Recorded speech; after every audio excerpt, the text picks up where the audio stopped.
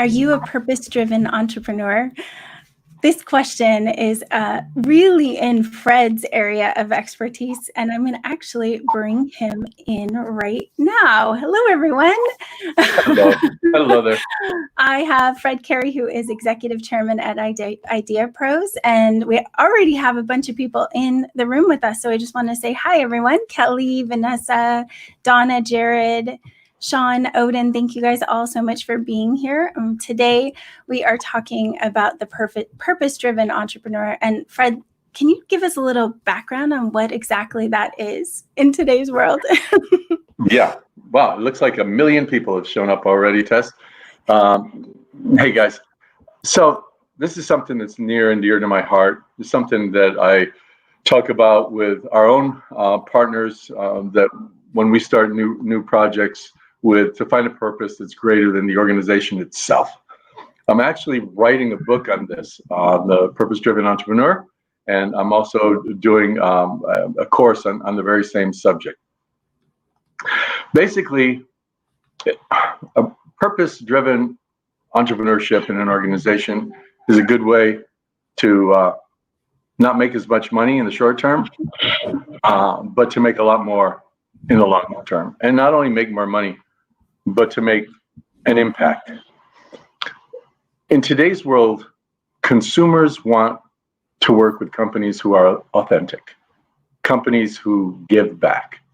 And you're going to see that more and more. There's two types of purpose-driven organizations.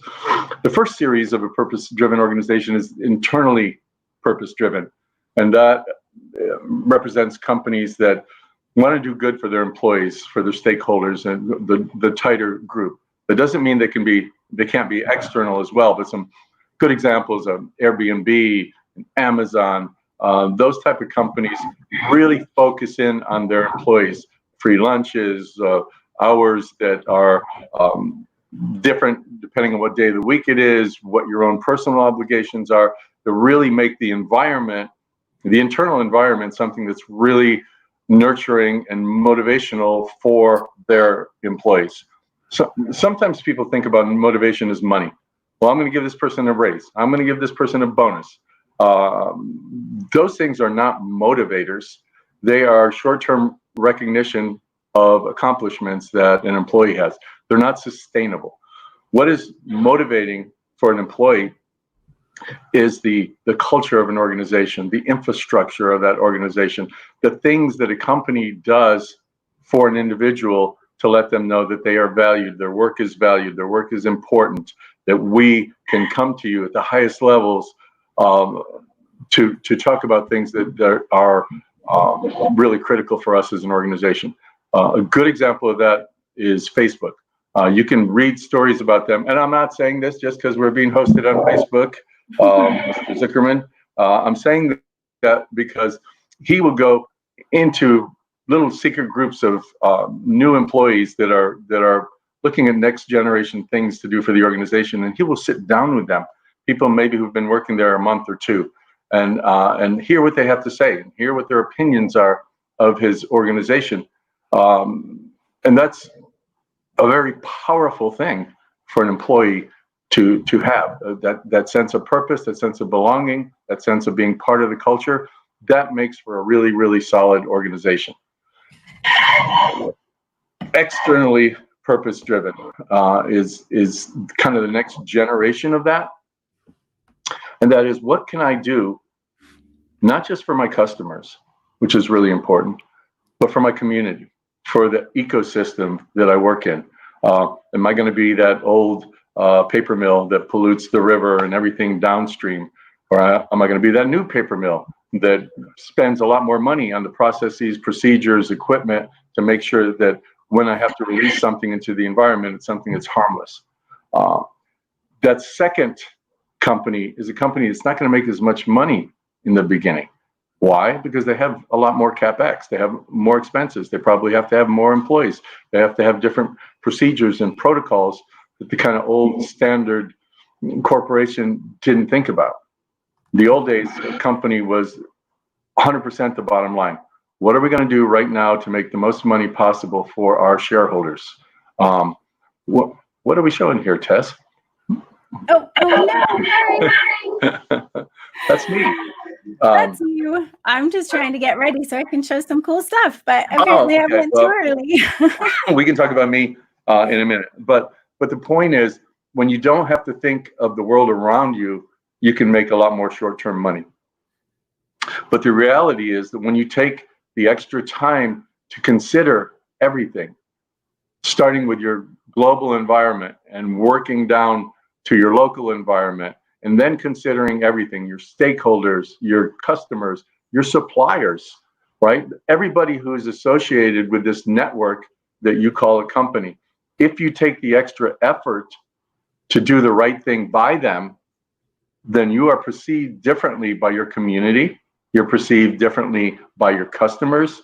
You're perceived differently by your suppliers and your employees.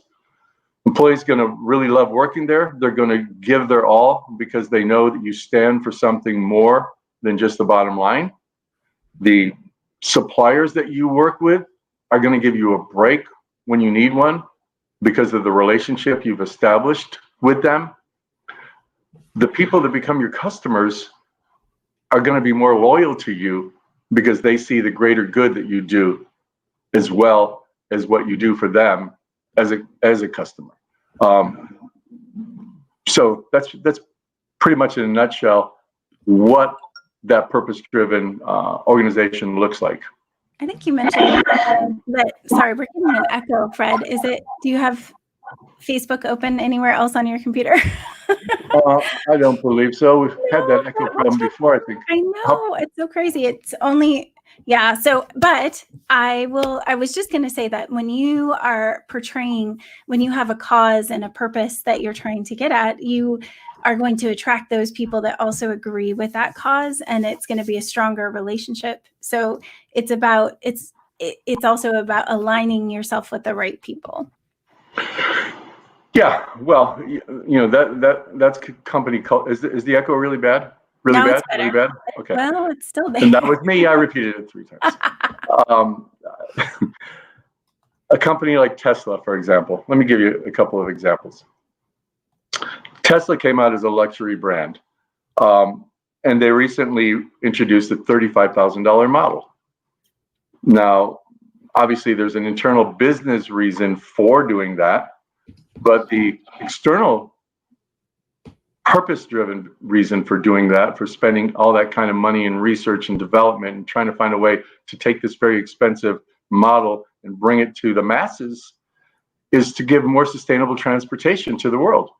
And when you have sustainable transportation, you have less pollution, right? You have less use of carbon fuels, and you have a better environment.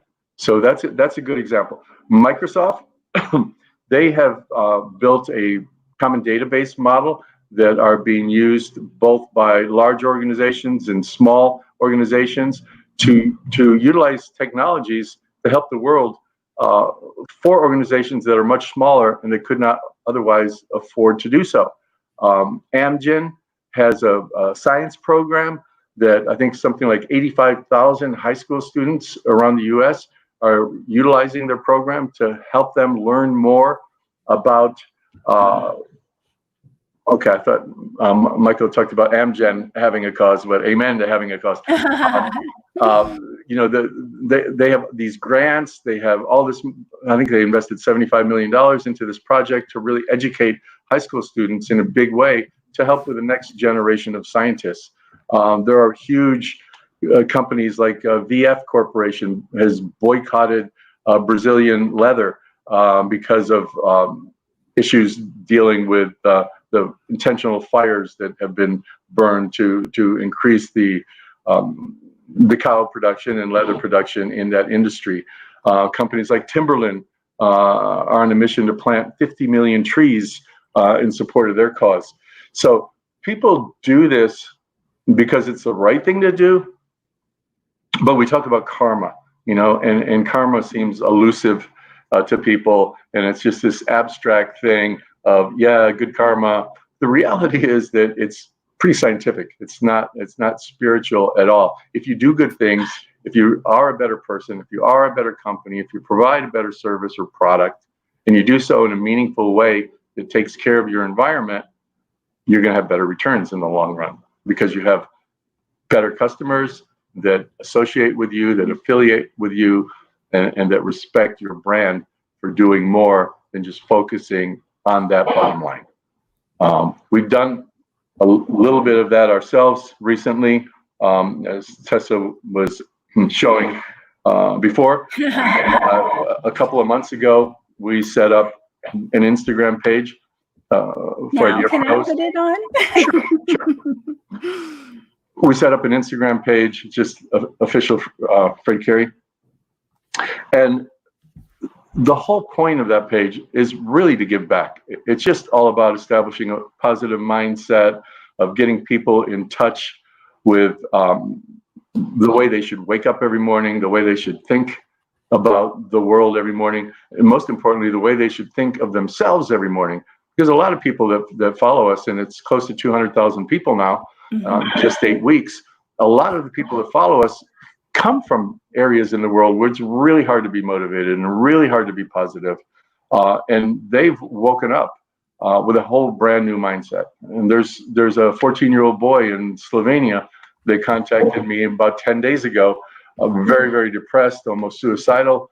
I immediately got on with him, spoke with him, got his parents involved, and we're going to be showing 2 episodes with him in just 10 days. His life, hopefully for the long term, has been completely turned around, because I really let him get in touch with himself and what he can control and what he can't control in the world. What does that have to do with IdeaPros? Everything. We have a lot of our partners have come on here and are supporting me and supporting the cause and wondering how they can help. It makes us all feel better about ourselves, but we're establishing a new generation of entrepreneurs that can come from anywhere in the world.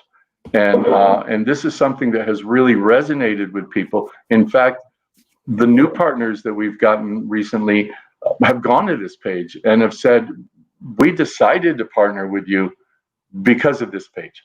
Not just because of everything we can do, not just because of the history that I have, the experience the team has, but basically that this shows as an organization that we care more than just about moving the bottom line forward. And mind you, folks, we are doing that. You can't ever lose sight of that. We have about 50 projects that are just in various stages of rolling. We have several that are now revenue producing, and we have a whole bunch that are just getting ready to go in that arena. So you never want to lose sight of that. Obviously, that's a critically important factor. You can't become a nonprofit in the hopes of doing the right thing for the world, but you can find a way that you can wake up in the morning and feel really good about the business you're in. To feel really good that you're making a difference beyond the initial impact and the initial touch that you have to that customer that you have. You have a touch that's much broader than that, and you're going to love it. And I would love to hear from some of you how you may use this authentic, purpose-driven approach in the companies that you guys are building out right now. I know I've had private discussions with several of you who are partners, but has anybody thought of this? Has anybody taken any steps, or at least written down, these are the types of things I might do with my golden widget to help people around the world? Yeah, if you guys want to put your purpose in the chat, we'd love to see it. You don't have to reveal anything, but we're curious what your purpose, your bigger picture why is. So you can put that in the chat or direct message IdeaPros, and then you don't have to feel like it's private. It's private behind there, but I'd love to have it. You guys pop it into the chat. I know someone had mentioned that their purpose is their motivation, which is interesting. I mean, being motivated about hitting your goals is obviously a good purpose. Right. Well, for me, and again, that's in the Instagram page. It's a hard thing to answer when you ask somebody, what is your purpose? It's even harder to have an answer to that on an organizational front, right? Having your purpose as an individual is hard enough to figure out. What is your purpose as a company? That's even harder to figure out. And the way you go about that, all right, Jared wants to provide food to natural disaster zones, okay? Jared has a product that is a nutritional product for people to use on a daily basis. And there's a perfect example, right? It's a food-related, sustenance-related product, and he's taking that, who are my customers, right? And taking that out into what are they going to respond to, and how can I be authentic in that? Plant a tree for every business subscription, that is awesome. Because think about it. It costs money to plant a tree. You're going to make less money for every subscription when you do that. But what's the other side of that? You're going to get a lot more subscriptions. And when I subscribe to you, I'm going to be thinking about that tree. And when I buy those Tom shoes, I'm going to be thinking about the fact that another pair of those shoes is going to go to somebody in need in some third world country. What does that do for me as a consumer? Makes me feel that I'm doing my little part working with your company in order to, right, be purpose-driven myself. Yeah, our selection of who we want to work with. Right. You're allowing me to give back by doing what you do as an organization. That's the kind of secret sauce of a purpose-driven organization. That's the reason that people get so connected to them. Our buddies here, they're in Florida, the Four Ocean guys. Couple of surfers travel around the world, and they encountered all these plastic bottles everywhere. The areas of the world where all this trash and waste and plastic goods just congregate in the middle of the ocean. And they decided to go on a mission and build a company called Four Ocean to address that. And their whole goal was this authentic, we're going to clean the oceans. We're surfers. We want to make a better environment. And today they are making millions of dollars just doing the right thing and taking the plastics that they collect, recycling them into little bracelets that people buy as donations for that business. So that's an organization that's 100% purpose-driven, and it was established in that way from the very beginning. But you don't have to do that as an organization. You can just make that part of what you do, part of how you think, part of what you deliver. It comes with the packaging, folks. Here's what I'm giving you, and here's the bonus thing I'm giving you. It's going to make me feel better. It's going to make you feel better, and it's going to do something for the greater purpose of the world, our community, our country, our state, whatever that cause is. Right. I'd like to put up a couple more, if you don't mind, Fred. So we have Brad Allen over on YouTube. He wants to set up a nonprofit for struggling single parents. That's awesome. And then I have Stephanie Ray wants to end teen suicide. That's awesome. Again, amazing purpose behind all of these. Reduce unnecessary problems for people. Karen, thank you. Well, yes. Yeah, we're trying. You know what? We're actually trying to do that very same thing, Karen, on our Instagram page. And there's so many people that have what I call on there. If you do go on there, about a day or two ago, I did a. These are all 1 minute things, and this was on having a poverty mindset rather than a positive mindset. You know, there are people around the world that wake up every morning and they know I'm no good. I can do nothing. I am not expected to have anything from this world. I'm not lucky. Other people have all this stuff and I don't. I'm jealous, but I'm never going to get anywhere. And to be able, Karen, to take that mentality, that mindset, and to do something with that, to change that around, you're not going to change somebody from being poor to being a multimillionaire overnight, but you're going to change the whole mindset of how they think, and therefore put them on a proper track to go forward and have the best life they possibly can have, given the environment that they are in, and maybe creating futures for these people that can help eliminate a lot of these problems that we're trying to work on right now. So let me talk about how we decide how we do this. First of all, yeah, Fred, great story. I'm not going to do it. I'm focused on the bottom line. Great, you can do that. Most companies do. But if you hear this and it resonates and you think, you know what, this makes sense. I understand it. I get it. I want to do it. How do I do it? Right? That's the big the how question of the why is the hard one. So what you really need to do as a company, look at what you're making, look at who your customers are. Is there any environmental impact, a negative environmental impact on what I'm making? And if so, how can I turn that into a neutral or a positive? That's one thing you can do from the product side. From the customer side, who is my customer? What need am I serving? What affiliates with the need that they have that they're going to be responsive to, and it can make me more authentic and make them my partner rather than my customer. Tom Shoes, you're buying shoes, we're going to give you a shoe. My company, Home Bistro, that we just went public a couple of months ago, we deliver prepared meals all over the United States.